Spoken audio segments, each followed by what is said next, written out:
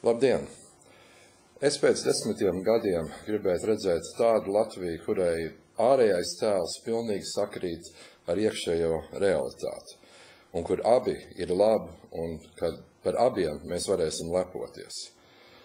Manuprāt, ja mēs tiešām ticam, ka cilvēks nāk pirmajā vietā, tad mums ir iespēja nākamo 10 gadu laikā nodrošināt, ka katram Latvijas iedzīvotājam ir daudz lielāka izglītība, lielāka drošība, lielāka labklājība. Tas viss ir iespējams, ja mēs tam ticam un tādā veidā strādājam.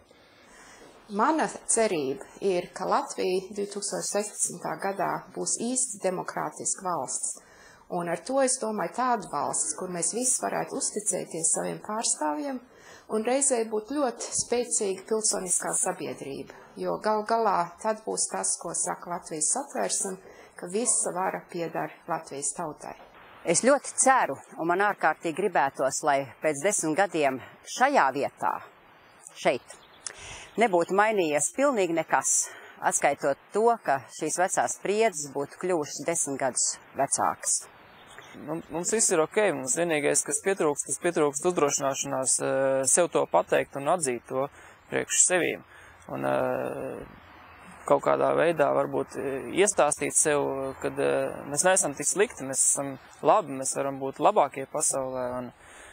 Lai mēs dzīvotu vēl labāk, tad mums pašiem ir kaut kas jādara. Un, ja mēs katrs domāsim, ka mēs varam kaut ko izdarīt savā jomā, un katrs to arī izdarīsim, tad es domāju, šis rezultāts varbūt būs pat ātrāk nekā pēc 10 gadiem.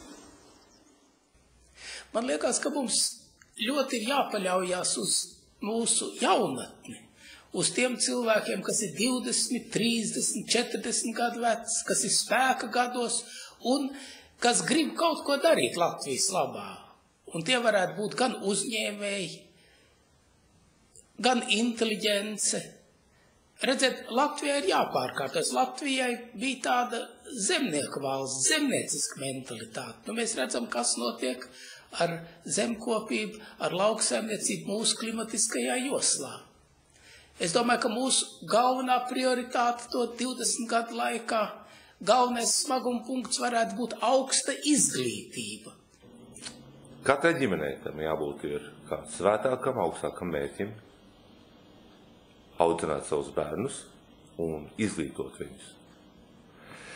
Kā zinātniecei, man otrs vēlējums ir tas, ka Latvijā būtu ļoti attīstīta zinātne un reizē patiešām augstvērtīga izglītības sistēma. Diemžēl par to mēs vēl cīnāmies, un ja mums laimētos šo izglītības sistēmu izveidot, tad arī varētu cerēt, ka atgrieztos daudz mūsu ļoti spējīgie jaunie zinātnieki no ārzemēm. Zinātnē nav jābūt pašmērķim. Zinātnē nav jābūt abstraktē zinātnē. Viss zinātne sasniegusi maksimālā tempā mums jāievieš dzīvē. Un tas ir viens no tiem uzdevumiem, kas ir bieži vien grūtāk sasniedzams nekā daudz citi, bet viņam ir jābūt skaidri noteiktam. No zinātņu laboratorijām uz inovatīviem klasteriem, kurā šīs klasteros savienojas visas 4 ziedlapiņas, kurās atrodas valsts, kurās ir iesaistīts universitātes, kurā ir iesaistīti riska kapitālisti, kuri dod finansējumu, un kurā vietā ir biznesmeni, kas realizē šīs idejas un ievieš viņas dzīvē.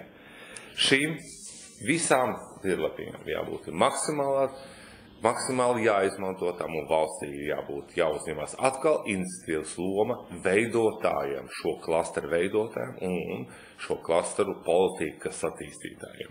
Liela atklājuma un lielas lietas jau top ne tikai Heidelbergā, ne tikai Kembridžā, ne tikai, sacīsim, Amerikas lielos centros, bet es domāju, ka gan Eiropas pieredze, gan Āzijas pieredze sevišķi pēdējā laikā rāda, ka tās var tapt arī, teiksim, kaut kādos kādreiz pavisam nepazīstamos centros, un tad arī Latvija varētu pieredzēt varbūt savu trešo, ceturto atmodu, un šī ceturtā atmoda varētu būt tiešām tāda intelektuāla, varbūt tehnoloģiski inovatīva atmoda, kas nostādītu mūsu valsti varbūt atkal tādā daudzu tautu interešu degpunktā.